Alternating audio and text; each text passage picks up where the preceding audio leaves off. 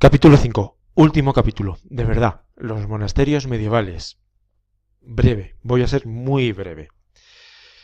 Estábamos hablando de la iglesia. La iglesia cristiana. La iglesia no solo es el edificio que está ahí en mitad de un pueblo, sino también pues toda la gente que trabaja o que vive del cristianismo. Todos aquellos que se han ordenado sacerdotes y demás. Bueno. Ya hemos dicho además que la Iglesia tiene un poder económico importante y también tiene un poder de control social. En este momento, Alta Edad Media, en Europa, todavía hay mucha gente que no es cristiana. ¿Os acordáis de la llegada de los pueblos bárbaros? Todos esos pueblos bárbaros tienen sus diferentes religiones, las van perdiendo porque se van cristianizando. Pero además, dentro del cristianismo, había diferentes corrientes. Se va imponiendo una mayoritaria, que es la corriente del Papa de Roma. Pero uno de los objetivos de la Iglesia es todavía cristianizar, evangelizar, sobre todo aquellos pueblos que están alrededor de los territorios cristianos y que poco a poco se evangelizarán. Acordaos de los vikingos, llegará un momento en el que serán cristianos. Los irlandeses también llegará un momento en el que serán cristianos. Irlandeses no existe Irlanda. Bueno, los sajones, los anglos. Bien, los monasterios medievales estaban en el campo, alejados de las aldeas.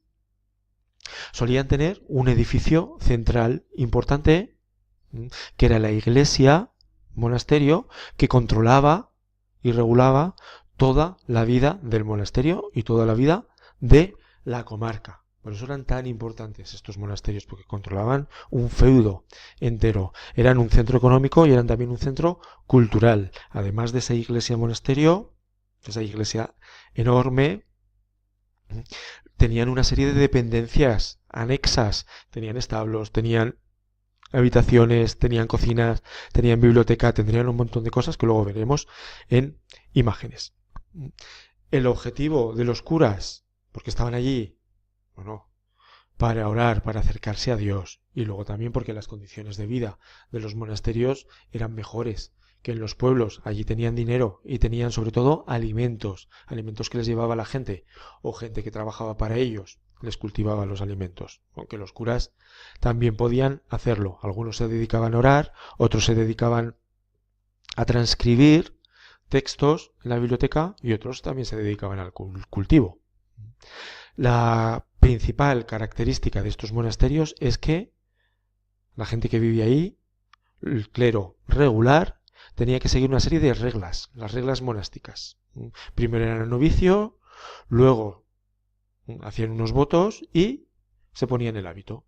Y una vez que se ponían el hábito, tenían que cumplir las reglas. Sobre todo esas reglas tenían que ver con cumplir una serie de normas en unos determinados horarios. La regla más famosa de ese momento fue la de San Benito. Estaba basada en el ora et labora, en el orar y trabajar. Hacían las dos cosas a la vez. Los curas del monasterio. Se me había ido. Vamos a ver. Ahí.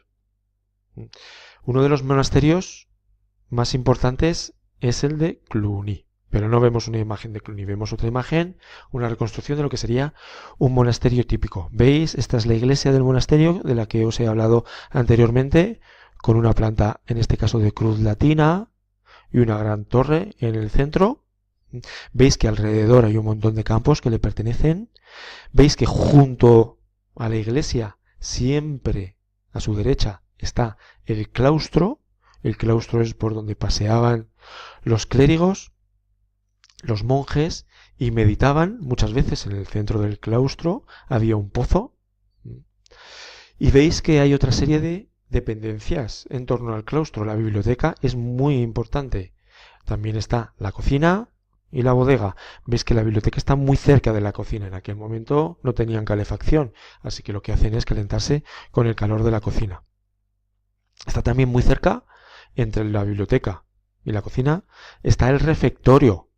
¿Qué lugar es ese? Es el lugar donde comían los monjes. A veces comían en completo silencio, dependiendo de la orden religiosa en la que estuviesen, mientras un monje recitaba pasajes de la Biblia. Bien, la sala capitular es otro de los lugares fundamentales porque es el lugar que tenían para reunirse los monjes de la comunidad y tratar los problemas que había allí. Veis que además tenemos los dormitorios de los monjes y la vivienda del abad, que era quien dirigía ese monasterio. Había también una enfermería por si caían enfermos y después cuadras para los animales, las viviendas del servicio de la gente que trabajaba para ellos y una hospedería para los peregrinos que pasasen por ese monasterio. Veis que fuera de las murallas del monasterio se protegían a través... ¡Epa! Perdón. Perdón. Esto era otro programa que estaba en funcionamiento. Se protegían a través de estas murallas. Veis que hay campos de cultivo, bosques que pertenecían al monasterio y campos de cultivo que eran trabajados por los siervos del monasterio. Era un lugar muy complejo, autosuficiente, necesitaba muy poco de fuera y, sobre todo, que regulaba la vida de todo ese feudo. Otra imagen diferente de un monasterio, pero muy similar en cuanto a la distribución, con el claustro, la sala capitular, la iglesia, el refectorio, la enfermería, bodega, cocina, hospedería y dormitorios. Aquí se ve muy bien, por ejemplo, los huertos que estaban fuera del monasterio. Y esta es una vista de la planta del monasterio desde arriba. Veis que os he dicho que hay una iglesia central, una nave grande, un ábside. Aquí habría una torre y justo siempre a la derecha de la iglesia está el claustro. Y en las dependencias contiguas al claustro, pues ya encontramos la cocina, encontramos el refectorio, podemos encontrar la sacristía o diferentes capillas. Bien, una de las funciones importantes era la de transcribir, la de copiar libros y a veces también crear libros e ilustrarlos. ¿Veis este monje que está ilustrando un libro? Las ilustraciones medievales son hermosísimas. Tardaban muchísimos meses en ilustrar un libro, lo hacían muy lentamente. Y ese era su trabajo en la biblioteca. Copiar libros antiguos, libros que venían de Grecia, de Roma, libros que se habían escrito recientemente y también ilustrar esos libros, veis, con este tipo de ilustraciones y con esta letra maravillosa. ¿Veis? Las letras que hacen tan delicadas. Hoy en día ya no se hacen este tipo de copias. Podemos hacerlo por internet, claro, con todas esas letras que tenemos en el Office. Bueno, pues hasta aquí es todo lo que tenéis que saber del tema. ¿Veis? Os he prometido que con este capítulo acabábamos. Seguiremos viendo cosas de la Edad Media, sobre todo lo que tiene que ver con el arte románico, pero en un capítulo posterior. Venga, un saludo.